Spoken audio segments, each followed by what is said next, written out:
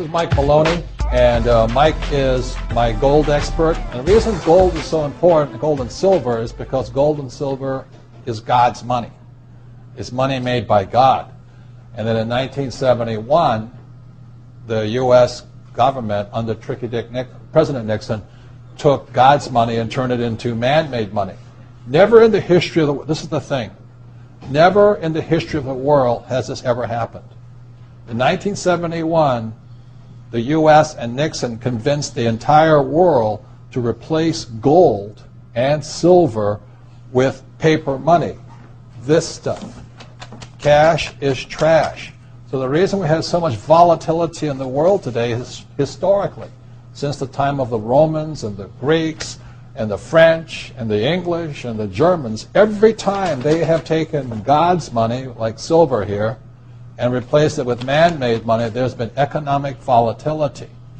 Now the problem is, so the dollar is going to keep dropping. So one of the reasons I can predict what's going to happen is I can predict the dollar will keep dropping simply because the U.S. government and now the euro, the European central banks, are printing so much of this trash.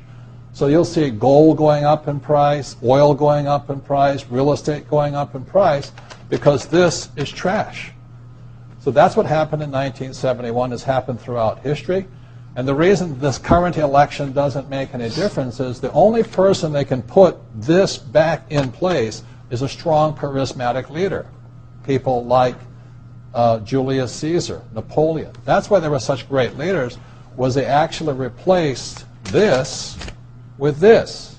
Unfortunately, we do not have that person among the candidates. I know Ron Paul, philosophically, I agree with him as closely as possible, but unfortunately I don't think Ron Paul has the chutzpah, as my Jewish friends would say, to change this whole thing. So there will be more this printed than ever before, which means the dollar keeps coming down and other things keep going up. And that's really what's going to happen.